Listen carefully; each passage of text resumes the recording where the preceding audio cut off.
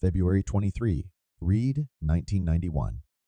Dan Willoughby, a dedicated dad, is driving back with his children to the family's excursion oceanside house. The youngsters' appearances are gleaming with the energy of their new excursion to the exhibition hall, anxious to impart their undertakings to their mom, Trish. After entering their home, his 10-year-old little girl hurries onward of her kin, jumping into the room to fill her mom in regarding their day. In any case, the energy comes to a sudden end as she coincidentally finds a scene that will be scratched into her memory for eternity. Trish Willoughby, a caring mother, lay oblivious on the bed. The room bore the indications of a rough battle. Trish had been severely gone after cut, beat, and choked.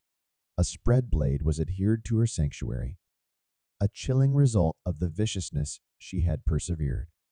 Her head was wrapped with a ridiculous towel, a sight that would torment her family for eternity. The kids were in shock, their cries reverberating through the once tranquil oceanside house. In spite of her horrendous injuries, Trish was as yet alive, groaning in torment. The cheerful family excursion had transformed into a living bad dream. A specialist close by rushed to help. There was little guide he could give to the plentifully draining lady. In an emergency vehicle, Trish was hurried to the clinic, where she sadly capitulated to her injuries. 2. Examination. Dan grievingly informed the specialists, who were presently on the scene, that $400 and Trish's 2 significant rings were absent from the townhouse. The crime location was a wreck, with drawers pulled out as though somebody was frantically looking for something. The police were unfit and badly ready to deal with such a case. They took 7 Polaroid pictures and fixed the scene, promising to research it later. Police scrutinized the lodging staff, who let them know there was a dubious person sneaking close to the oceanside house that evening. They likewise addressed Dan, who was berserk and crying, and said they were a cheerfully hitched couple on their family getaway. The police had no further inquiries. Directly following the deplorable occurrence, a distressed Dan beseeched the Mexican specialists to allow him to move Trish's remaining parts back to the States for a noble burial service. The specialists worried about the negative exposure they would get assuming that news spilled out, particularly one of rich, unfamiliar travelers meeting merciless finishes in Mexico, whenever agreed to have Trish's remaining parts gotten back with her family to Arizona. Outstandingly, no dissection was directed, a technique that would have been required experiencing the same thing had an episode like this happened on American soil. The fresh insight about Trish's homicide sent shockwaves through their local area back in Phoenix, Arizona. Trish was a fruitful money manager running a rewarding natural enhancement organization with her mom. She was known as an ideal individual, untainted, continuously seeming blissful, and never examining her concerns with others. She was cherished by everybody, wherever she went. Trish's body had scarcely shown up back when nearby specialists began getting various calls. Individuals guaranteeing treachery was involved, and in addition to a horrendous occurrence. 3. Disclosing mysteries, it seems Dan was a man of inconsistencies. To his local area, he was a serious, church-going, dependable Mormon spouse. He was known for his liberality, frequently helping around the area, and in any event, bringing vagrants home for meals. In any case, appearing to be a little more profound, an alternate image of Dan arose.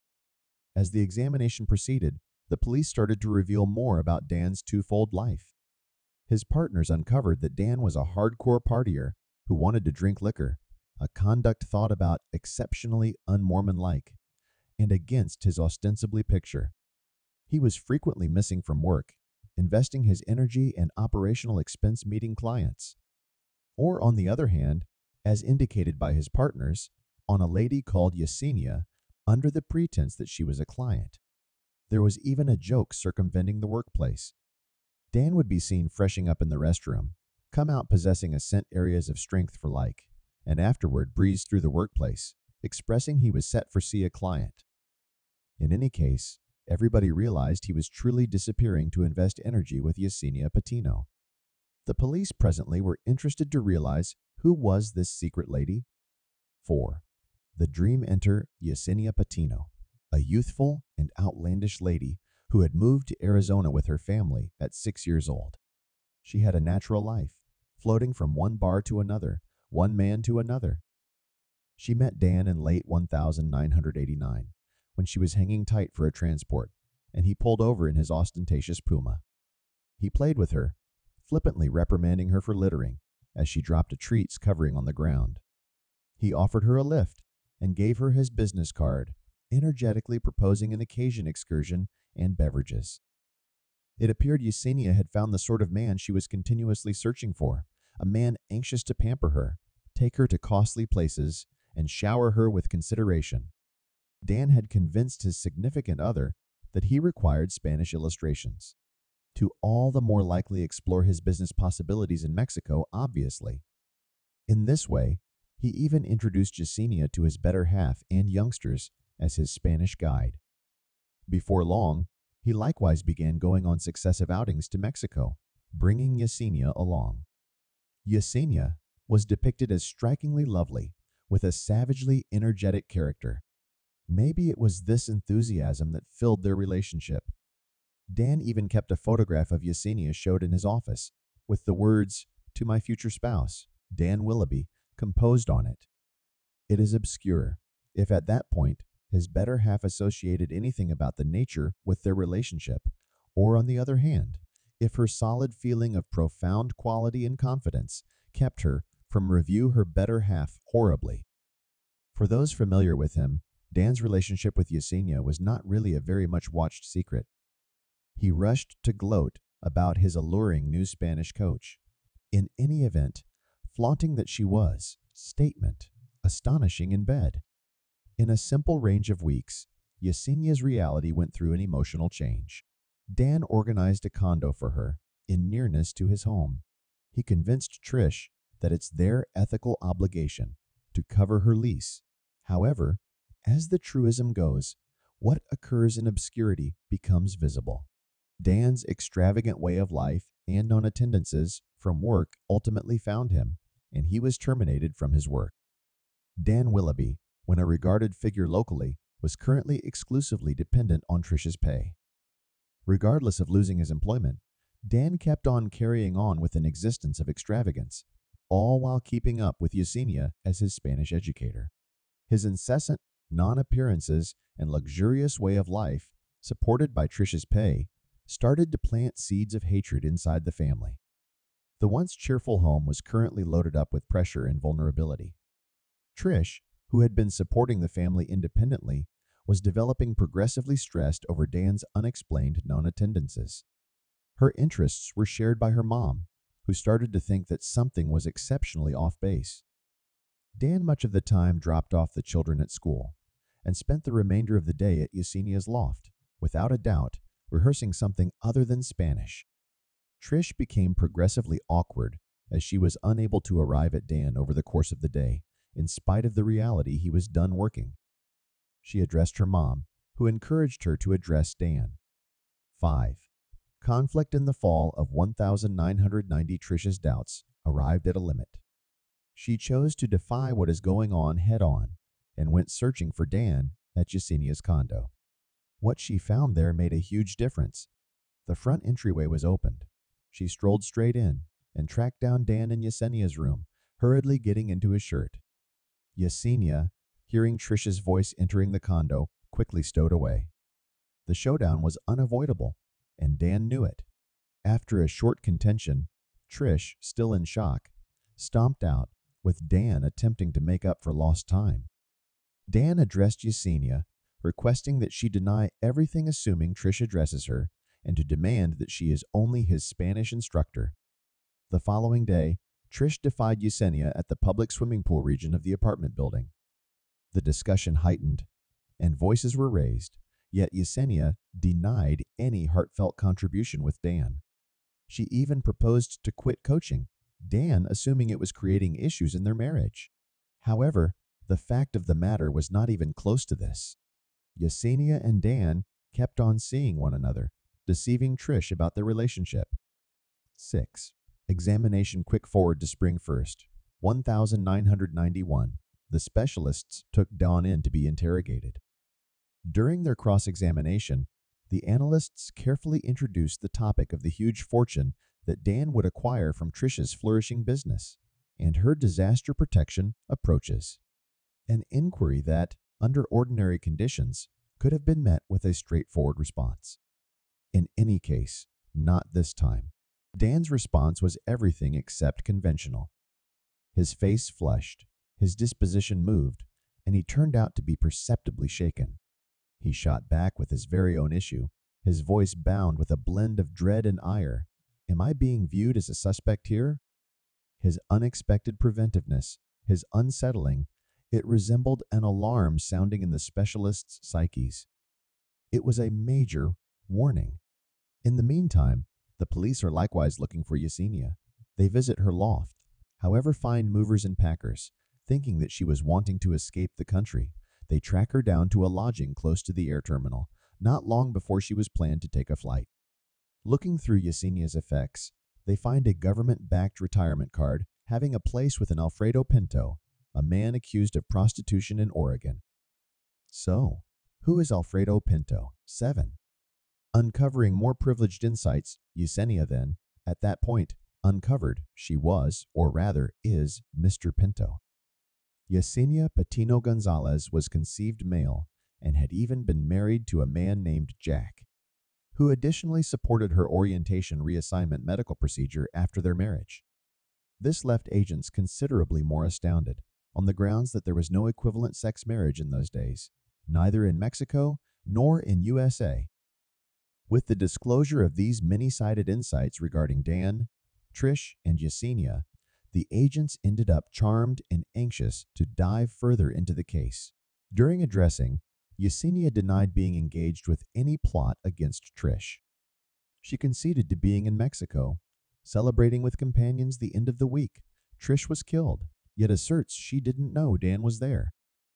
At the point when defied about Trish's rings that were found in her wallet, she guarantees she got them from a man on the ocean front. Totally courageous by these allegations, Yesenia seemed quiet and was in any event playing with the analyst. At a certain point, she inclines toward him and says, "Criminal investigator." I know what a man needs. Because of an absence of proof against her at that point, the police utilized a current shoplifting warrant to place her in prison. At the point when Dan was subsequently examined concerning Yesenia's orientation upon entering the world, he professed to be totally ignorant about her transsexual personality. He guaranteed she had no noticeable throat cartilage or a profound voice, and she was all lady. Taking into account the cozy idea of their relationship, this disclosure left the examiners shocked. One of them even expressed statement "You just can't make this stuff up. The fact of the matter is far more insane than fiction." 8. Criminology looking for more proof. The police unearthed Trish's body to lead a dissection. The coroner tracked down an injury on Trish's mid-region and proof that she had been struck in the head multiple times. She had likewise been cut in the head with a spread blade, and there was ecchymosis, a kind of swelling on her body that was viable with an injury from a right-given clench hand. On spring 4th, 1991, in a joint exertion with Mexican specialists, a group of measurable experts from the USA was conceded admittance to the Oceanside house, where everything initially went down. The group revealed undeniable proof embroiling Yesenia. Her fingerprints were found all around the crime location, particularly on the secondary passage, and a soft drink bottle left there. Be that as it may, there was no immediate measurable proof found against Dan Willoughby. When the legal sciences and post-mortem examination results are delivered, Yesenia had proactively been released from prison and had escaped to Mexico. The police, in cross-country collaboration, looked for her all over the place, and with the assistance of media openness, at long last had a lead. In December 1991, somebody had detailed having seen Yesenia working at a bar in Mexico and had called wrongdoing plugs. She was captured in a swarmed bar in Mazatlan and consented to help out the Arizona police. Yesenia was given a proposition, on the off chance that she consented to be removed to the USA and affirm against Dan in his preliminary, she would get a decreased sentence. She acknowledged this deal. 9. The preliminary, April 1992. The preliminary of Dan Willoughby unfurled. A chilling plot started to rise out of the shadows. Yesenia, the Spanish instructor turned darling, stood up, her voice reverberating through the quiet court. She affirmed that Dan had spoken about killing his significant other on numerous events, her words portraying intention. Dan had examined purchasing a gun silencer in Mexico, suffocating Trish while scuba plunging, or pushing her off a bluff at the Great Ravine. The court panted as Yesenia related a supper at a cafe in May 1990, where Dan chillingly pronounced, "I figure I will take her to Mexico and dispose of her." He even discussed having his mafia associations kill her. 10. A vile plot, April 1992. The preliminary of Dan Willoughby unfurled. A chilling plot started to rise out of the shadows. Yesenia, the Spanish educator turned sweetheart, stood up, her voice reverberating through the quiet court. She affirmed that Dan had spoken about killing his significant other on different events, her words portraying intention. Dan had examined purchasing a gun silencer in Mexico, suffocating Trish while scuba jumping, or pushing her off a bluff at the excellent gorge. The court wheezed as Yesenia related a supper at a cafe in May 1990, where Dan chillingly proclaimed, "I figure I will take her to Mexico and dispose of her." He even discussed having his mafia associations kill her.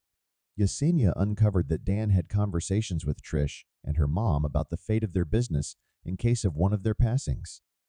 He convinced them to consent to a buyout plan subsidized by protection. Trish was covered by various insurance strategies, including a dumbfounding $750,000 contract, gained only a couple of months before her inopportune death. Yesenia uncovered that 3 months before the occurrence, Dan began to devise his dull plan fastidiously. He trusted in her that he needed the fulfillment of killing Trish himself and gave Yesenia explicit guidelines on her job. She was to come in after he leaves, wreck the scene to make it seem to be a burglary turned out badly, tie a rope around Trish's neck, and assault her body with a blade. Then, at that point, take off for certain resources and cash. To get ready for his evil arrangement, Dan leased a condominium in Rough Point, to some degree eliminated from others nearby, and paid in real money.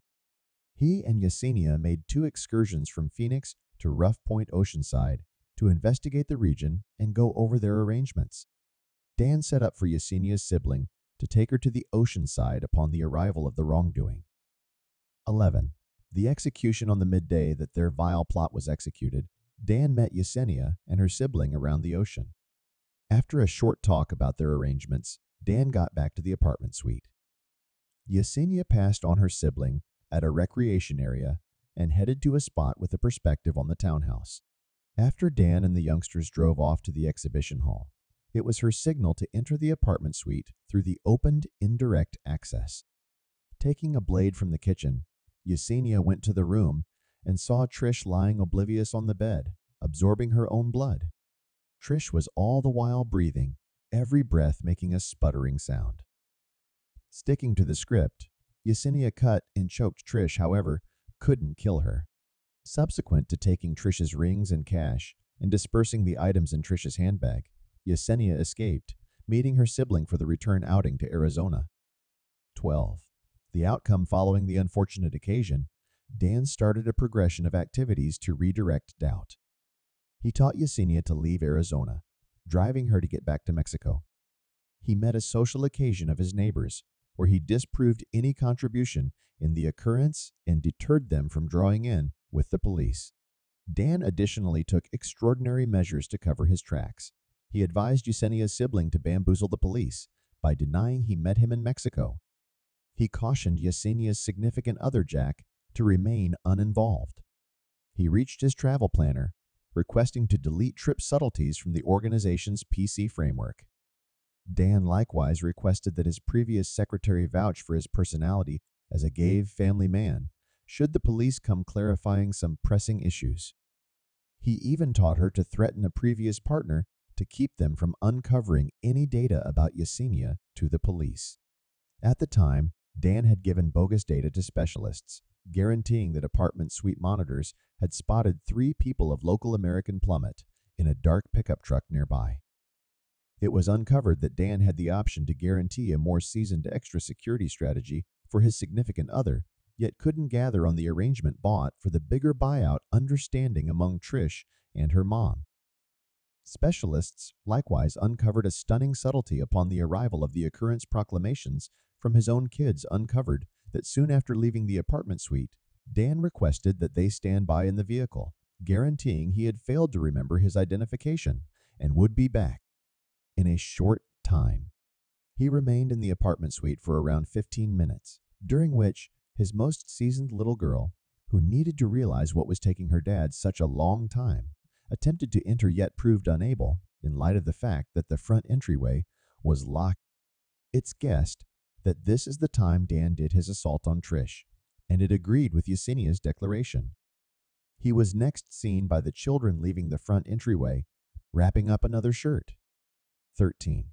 The decision during the examination, the Mexican government helped out Arizona authorities by permitting them to meet with Yesenia, and furthermore giving transitory care of her so she could affirm at Dan's preliminary. As a trade-off for her participation, Arizona State made a deal to avoid arraigning Yesenia and to attempt to have her sentence in Mexico diminished. Notwithstanding, when Yesenia was charged by the Mexican specialists, and she confessed, she got the most extreme sentence conceivable: life in jail. Back in Arizona, the excellent jury indicted Dan for planned first-degree murder and a few different offenses, like outfitted burglary, blocking a criminal examination, documenting a deceitful protection guarantee, and so on. Taking into account everything introduced at the preliminary, and jury's arraignment generally speaking, the made a decision about gave over the most extreme sentence. Dan was condemned to death. 14. The subsequent preliminary and last decision notwithstanding, 3 years after the underlying preliminary, in September 1995, Yesenia composed a letter to the American appointed authority, guaranteeing that she alone was liable for Trish's end, and that Dan was guiltless. Investigating the legal sciences of the case, the blood criminology recounted an alternate story.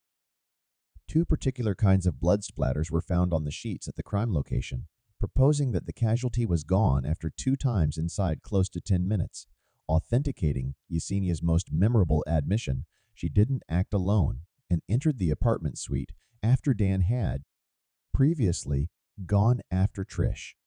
November 1999, Dan's conviction was toppled and capital punishment was forgotten about. In the subsequent preliminary, examiners gave him 2 successive life sentences. Dan keeps up with his honesty right up till now. 15. End and reflection. The instance of Dan Willoughby is a chilling indication of the profundities to which people can sink when driven by insatiability and desire. Dan had everything: a caring family, a flourishing profession, monetary achievement, and an incredible future.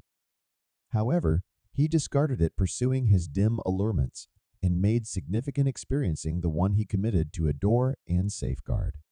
For sure, Trish's last minutes were unfortunately set apart by enduring because of those she had liberally accommodated.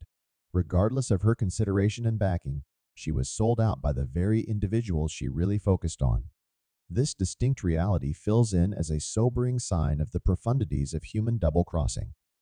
However, in recalling Trish, we should respect her solidarity, flexibility, and steady confidence. May she find happiness in the hereafter. The tale of Trish, Dan, and Yesenia serves us as a terrible indication of the clouded side of human instinct.